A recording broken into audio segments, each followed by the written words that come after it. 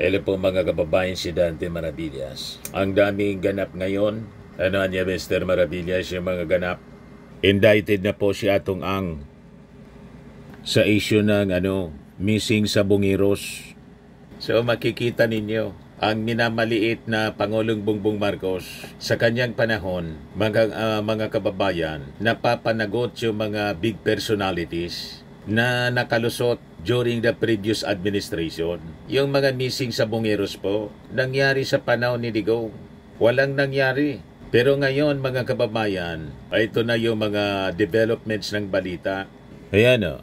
Sabi dito sa balita ng Inquirer, government prosecutors have indicted businessman Charlie Atong Ang and 21 others for the deaths of several Sabungeros. Sa press statement na pinalabas mga kababayan ng Department of Justice, it is stated that Ang is facing 10 counts of kidnapping with homicide and 16 counts of kidnapping with serious illegal detention. Kasama sa mga co-accused ang 15 mga policemen sa kasong homicide, kidnapping with homicide. Kasama sa 51 na co-accused yung 15 mga police. While for kidnapping with serious illegal detention, Ang has 9 co-accused plus several John Does and Jane Does. So ito yung mga co-accused mga kababayan ni Atong Ang. Police Lieutenant Colonel Ryan J. Orapa, Rogelio Borican, Junior Rodilio Anigig, Gisren Mahilom, Mark Sabala, Ronquillo Anding, mga polis na sina Joey Encarnacion, Aaron Cabillan, Michael Claveria, Mark Anthony Manrique, Anderson Abari, Edmond Muñoz, Alfredo Andres, Police Major Philip Armidilla, Police Lieutenant Henry Sasaluya, Police Master Sergeant Arturo de la Cruz, Farby de la Cruz, Police Corporal Angel Martin, Eman Falle, Julius Comolon, and Police Master Sergeant Trinan Fulgencio. For kidnapping with serious illegal detention, ang co-accused are the following: Orapa, Claveria, Anigig, Borican, Andres, Armidilla, Encarnacion, Cabillan, and several John Does who have yet to be identified. So a total of 26 information charge sheet shall be filed in 3 courts. Sa Regional Trial Court ng Lipa City in Batangas, Santa Cruz, Laguna, at saka sa San Pablo, Laguna po. The resolution stated that it was firmly established that Ang, also known as Boss AA, exercised command responsibility in active inducement over the abduction operations. Lumalabas sa records that all orders to apprehend cheating sa Bungeros emanated from Ang. Sabi po sa resolusyon. So ito ay base sa naging testimony ni Jolie Patidungan na nagturo kay Ang bilang siyang nag-utos sa pagkawala ng mga missing sa Bungeros. Diba, mga kababayan, makikita ninyo ang political will mula sa ating Pangulong Bongbong Marcos na tuldukan po yung mga mabibigat na kaso tulad po nito na missing sa Bungeros. Other than yung mga issue sa flood control. Nakita ninyo po? Tapos ang tawag na mga critics, lalo na mga DDS sa ating Pangulo, bangag daw at saka weak leader. Nakita ninyo ang minamaliit ninyong Pangulo? Pero si Gretchen Barreto pala po, na nauna nang sinabit dito sa missing sa Bungeros, dinismiss ng DOJ po yung reklamo laban kay Gretchen Barreto and others.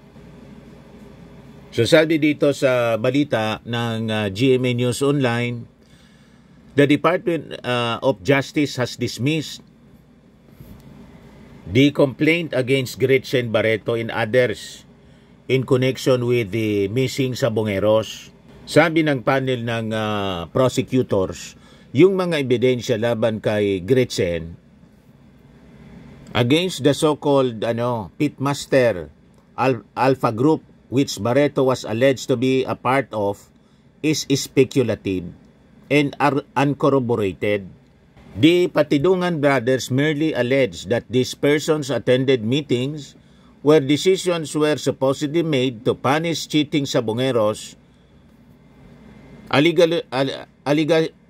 Aligasyon lang daw po, speculations at walang matibay na ebidensya, uncorroborated kasi po. There is no showing that they gave direct orders, participated in logistics, or had abductions.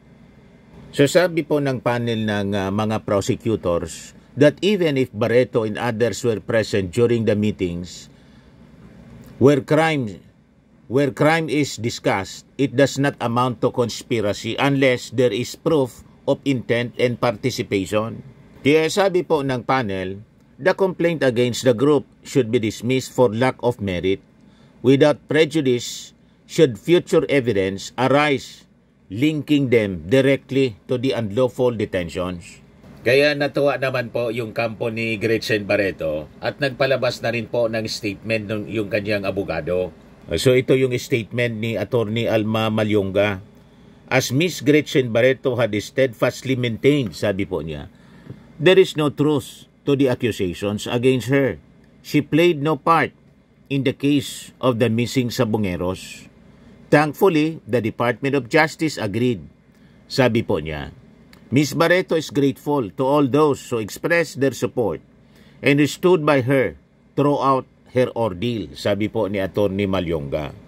So makikita po natin ang resolve ng ating administrasyon na papanagutin ang mga nagkasala. Di ba po, mga kababayan, nung panahon ni Digong po, namamayagpag yung mga ganitong uri ng mga krimen. So ito yung patunay na ang ating Pangulo is not a weak leader. Tulad mga kababayan ng sinasabi ng kanyang mga critics, lalo na ng mga DDS. So alimbawa nakulong si Atong Ang o ilan na po na mga big personalities ang diniliber sa kulungan ng Marcos administration. Una mga kababayan, si Pacquiao. Diba? Na hindi mapanagot, mapanapanagot ng previous administration kasi barkada, spiritual advisor pa si Pacquiao. Diba? Nakulong. Inarap mga kababayan sa batas para mabigyan ng due process. Due process ang importante rito. Iarap sa hustisya. So nangyari kay Pacquiao, mga kababayan. Then yung dating Pangulong Digong, diniliber mga kababayan sa Dahig. Then si Tebes, nahuli mga kababayan. Then si Alice Goo, Tarlac Mayor, na sentensya na po, life sentence po for human trafficking. You see, namayagpag sa panahon ni Digong. Ngayon, namumuro si Bato, nagtatago na si Bato. At ang latest na balita, pati si Bongo daw, si Abayalde. Malamang sila na yung susunod. Yan, sabi ni Trillanes, Bongo Abayalde could be next for ICC warrants. Yan yung report ng Billionaire News Channel.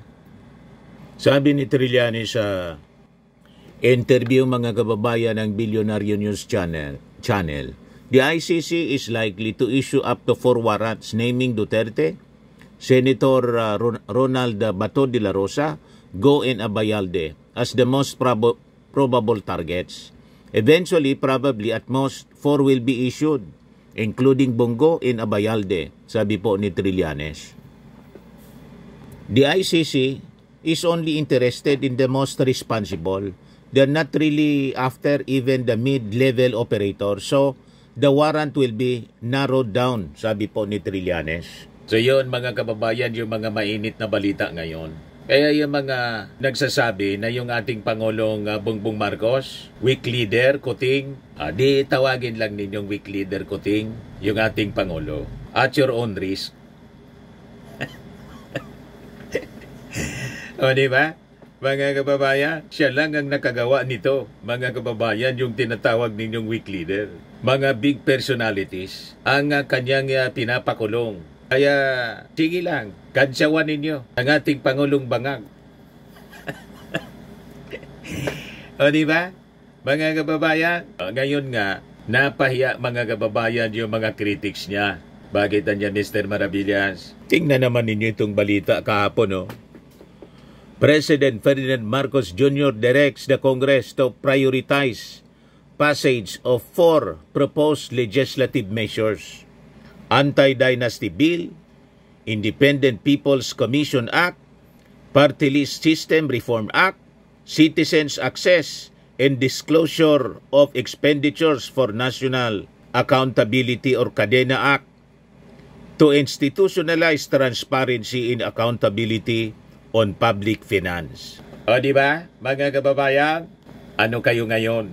O di ba napaya kayo? Kaya tama itong pinalabas mga kababayan na statement, column ni Professor Antonio Contreras. Sabi niya po, BBM just pulled the rug from under the country's elite political blocks by suddenly embracing the reform agenda long claimed by liberal progressives. And the reaction has been telling. The militant left is stunned. Nato Reyes in particular has been unusually petulant, insisting that their camp rightfully owns the progressive agenda, even as he tries to diminish BBM's move as shallow, performative, or too late.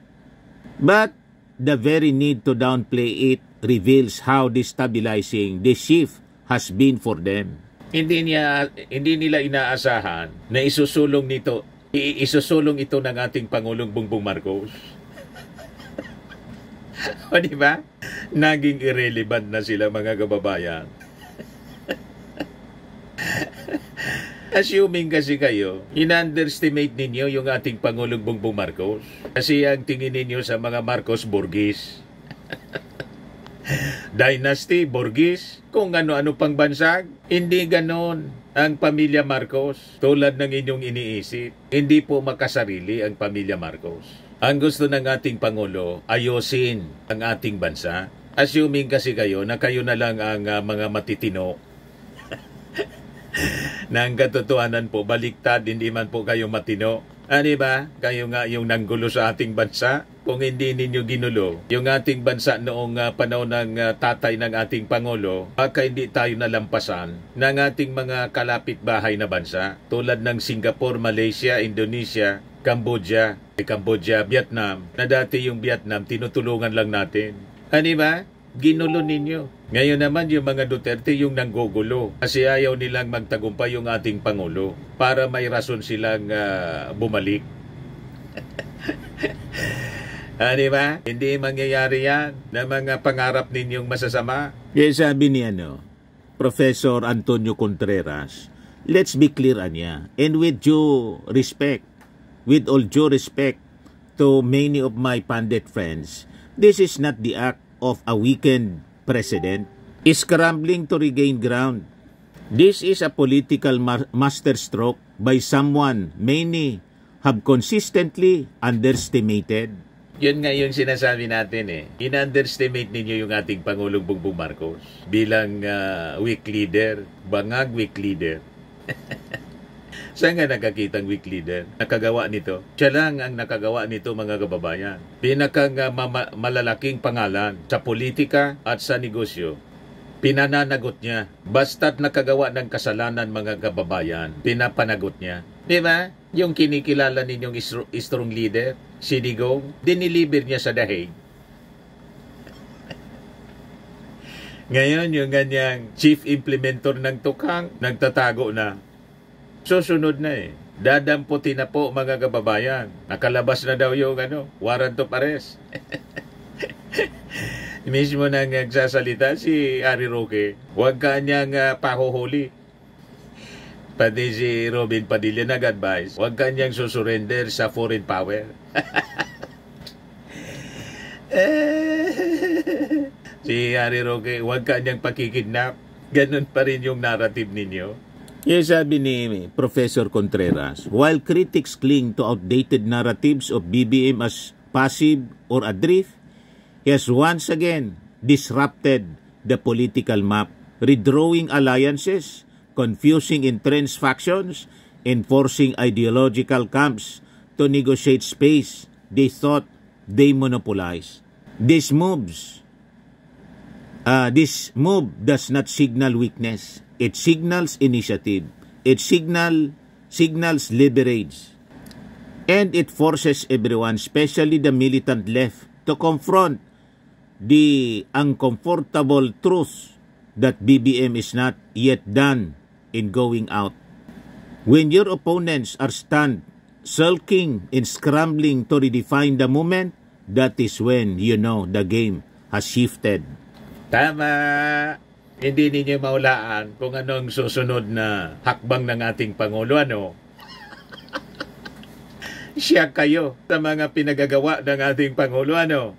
So, malayo at malabo sa gusto ninyong paniwalaan ng mga tao ng ating Pangulo hindi nasa tamang pag-iisip, bangag. Ano ba? President Bongbong Marcos is a political genius. Kaya lang, hindi siya mayabang tulad ng dating Pangulong Digong. Tahimik lang siya na nagtatrabaho. Di ba? At ngayon, siya kayo. Hindi kayo makapaniwala sa kanyang mga suksok ng baraha. Di ba? Yan, pati yung Party List System Reform Act, sinusulong niya. Anti-Dynasty Bill, Independent People's Commission Act. Yung mag-iimbestiga po sa mga pangungurakot, pamalit dito sa ICI. Kasi di ba, yun naman ang gusto ninyo. Hindi kayo kumbinsido na mahina walang ngipin niya yung ICI. O di sinulong ng ating Pangulo ang Independent People's Commission Act. At saka ito napaka-importante. Tama na ang negosyo sa Kongreso. Party System Reform, pinaprioritize ni PBBM sa Kongreso. Kasi ang nangyari, yung mga party list representatives, imbis yung mga marginalized yung nakaupo, mga big-time contractors at mga mayayamang negosyante. Di ba po? Pinagsamantalahan mga kababayan yung party list system, yung batas. Kaya pinapareforma ng ating Pangulong Bongbong. Ayusin niya ninyo yan. So makikita natin, ito talaga po ang political leadership na hinihingi ng ating panahon. Proactive siya, hindi reactive. So makikita natin, siya talaga po ang nangunguna para sa reforma, transparency, and accountability. Hindi po nagpapaurong yung ating Pangulong Bongbong Marcos. Siya po ang nagbubukas para sa mas malinis na governance, pamamahala. So makikita natin mga kababayan, ang 4 na priority bills na to, hindi lang siya listahan. Ito yung malinaw po na patunay na inuuna ng ating Pangulong Bongbong Marcos ang interes ng ating bayan. Sa direktiba ng ating Pangulong Bongbong Marcos, makikita natin po ang tunay na political will sa kanya.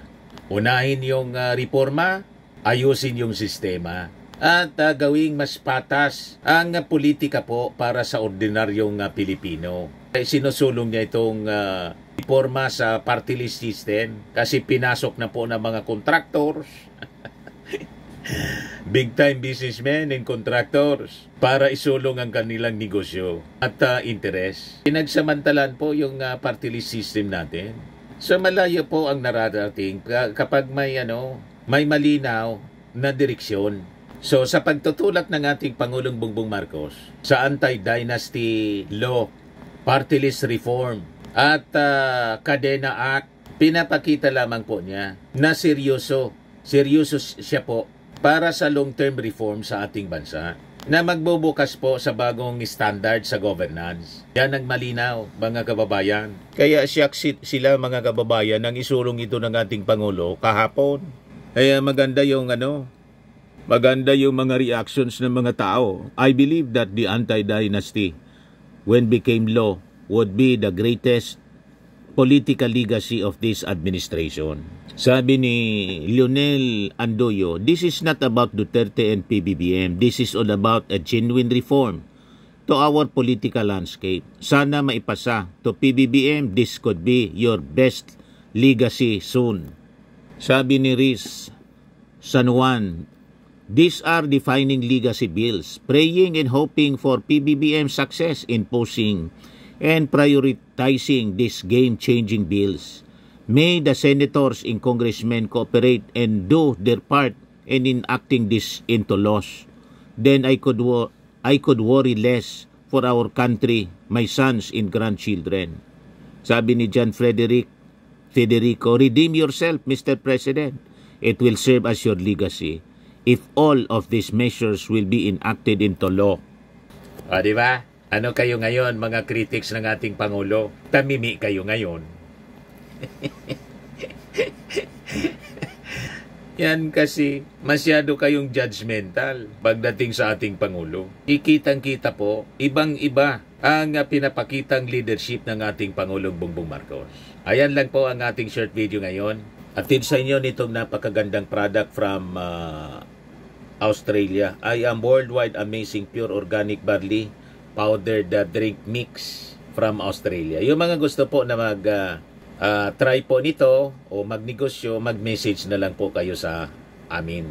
Sa aking anak na architect entrepreneur Riz Maravillas. Yung hindi pa nakapag-subscribe dito sa ating YouTube channel, Life with Auntie M, click subscribe po ninyo. At kung napulutan ninyo ng aral, ito pong ating mga contents dito sa YouTube, paki-share naman po ninyo sa inyong mga kakilala. Life with Auntie M. Ako po si Dante Maravillas. Lagi nating tatandaan sa buhay, you become what you believe.